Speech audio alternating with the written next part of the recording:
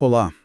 Hoje a gente vai fazer uma análise mais a fundo de Pluribus. E o foco é total na personagem que é o centro de toda a resistência, a Carol Sturka. Para quem acompanha a série, a teoria mais comum, é que a imunidade dela, essa recusa em se juntar à União, nasceu do luto pela morte da esposa, a Ellen, tipo um bug emocional. Só que, olha, os materiais que a gente recebeu para essa análise, incluindo uns relatórios sobre a estrutura da série, pintam um quadro bem diferente. Nossa missão hoje é entender a real anatomia da intransigência da Carol. E a gente vai ver que essa força não nasceu com a União, mas foi forjada muito antes, na adolescência dela. Exatamente. A gente está prestes a ver como um trauma primário, um evento que aconteceu bem antes de tudo que a gente vê na série, redefine a luta dela por completo. Deixa de ser uma história de vingança, sabe? Ou só de luto. Se torna algo sobre uma memória que o corpo guarda. E essa memória transforma a oferta de paz universal da União numa ameaça existencial. A resistência dela não é um bug, é uma resposta política. Ok, então vamos lá, vamos desconstruir isso. A ideia do luto pela Ellen como gatilho, ela faz sentido sim, na superfície pelo menos. A forma como a Ellen morre é bizarra, é inexplicável, e isso transforma a Carol numa investigadora, alguém que ficou obcecada por respostas. Ela quer saber o que aconteceu, mas os documentos sugerem que a fúria, a recusa ideológica mesmo, vem de um lugar bem mais antigo. Sim. E eu acho que esse é o ponto que a maioria das análises não pega. O luto pela Ellen foi o combustível, mas o motor, a estrutura, já estava construída. E a chave para entender esse motor é a revelação de que a Carol foi submetida à terapia de conversão na juventude. Isso não é só um detalhe biográfico, sabe? Para dar um peso. É a chave mestra que explica por que ela não é só mais uma imune que resiste. Ela é a única que ativamente ataca o sistema. Peraí, então... Você está dizendo que essa recusa absoluta em se entregar, essa desconfiança que ela tem de qualquer promessa de felicidade, já estava nela. Ela não se tornou rebelde por causa da União. Ela já era uma. Precisamente. A União só deu a ela um inimigo do tamanho da raiva que ela já tinha. A estrutura de rebelde ideológica já estava toda formada. A intransigência dela contra a União é um eco, quase uma repetição da resistência que ela teve que criar para sobreviver à tentativa de reprogramarem quem ela era. Ela já lutou essa guerra uma vez, numa escala pessoal. Agora, a guerra é global, e o inimigo tem um disfarce diferente, mas a lógica para ela é a mesmíssima. Sabe, uma coisa que sempre me intrigou na União é a linguagem que eles usam. É tudo muito sedutor, Cura universal, para dor, para violência. Para qualquer pessoa, a proposta só quase recusável.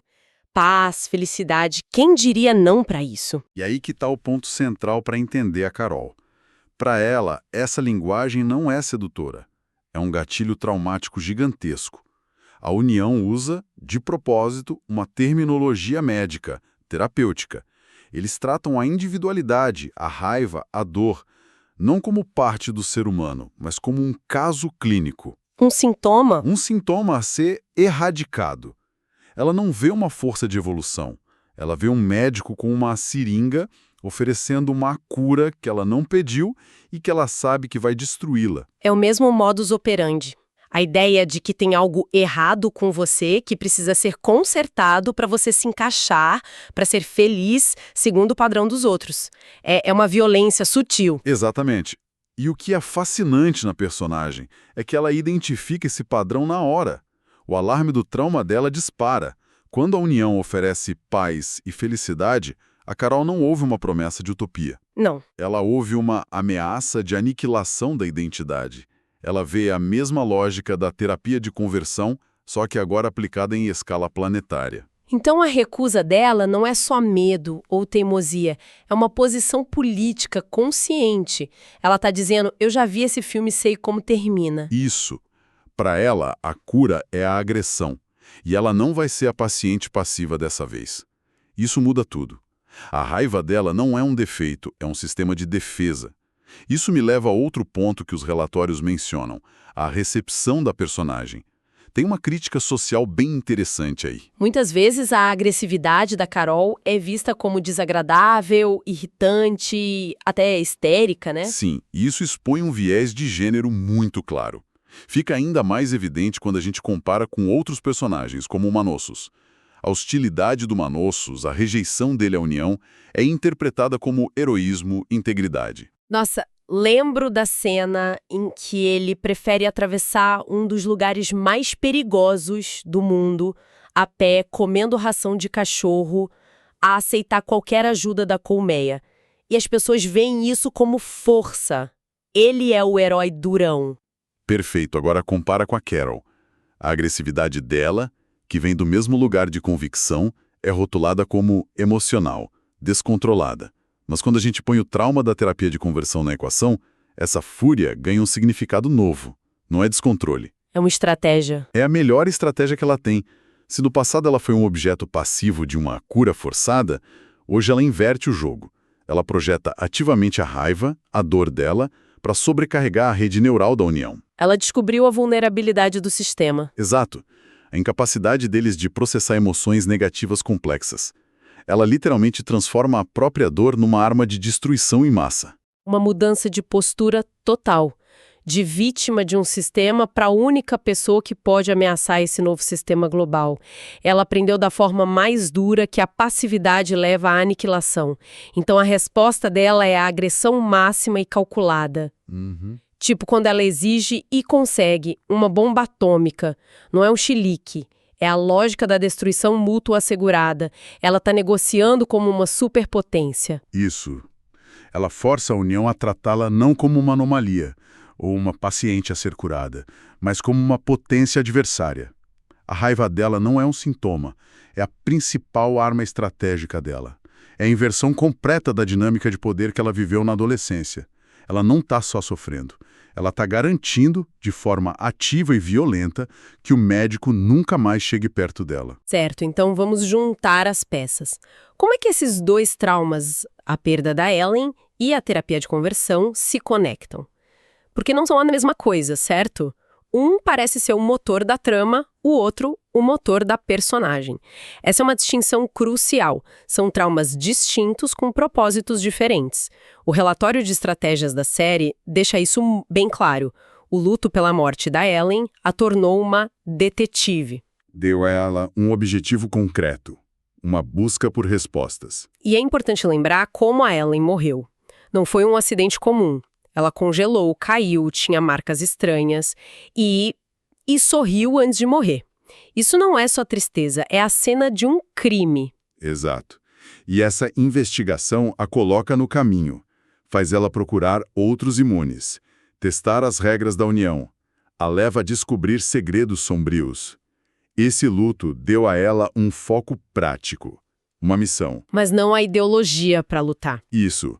O trauma da conversão é o que a tornou uma rebelde ideológica. Ela não luta só para vingar a esposa, embora isso seja parte da motivação. Ela luta porque ela sabe num nível visceral que a promessa de felicidade e normalidade da União é a mesmíssima promessa que tentaram impor a ela à força. É por isso que ela é a única que não considera nem por um segundo negociar ou se adaptar. A gente vê outros, como a Kumba, que explora o sistema para criar um paraíso pessoal. A Kumba joga o jogo. A Carol não. Ela quer queimar o sistema até as fundações porque ela reconhece a natureza violadora dele. E se a gente conecta isso ao quadro geral, a regra mais importante da União, a da necessidade de consentimento explícito para a conversão final, se torna muito mais sinistra sob a perspectiva da Carol. Para a União, é um código de conduta. Para a Carol, é a repetição de uma farsa.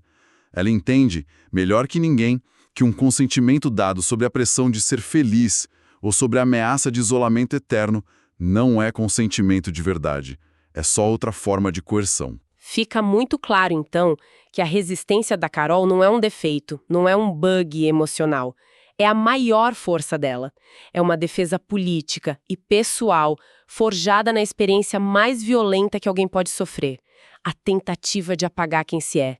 A intransigência dela é a sua ferramenta de sobrevivência. E isso nos deixa com um pensamento final para explorar. A série mostra que a União é vulnerável à raiva, à infelicidade da Carol. O sistema não consegue processá-la, mas, considerando o passado dela, a questão se aprofunda. A oferta de felicidade universal da União é realmente um passo na evolução da humanidade? Ou seria a forma final e mais sofisticada de terapia de conversão, aplicada não ao indivíduo, mas a toda uma espécie? Ficamos por aqui.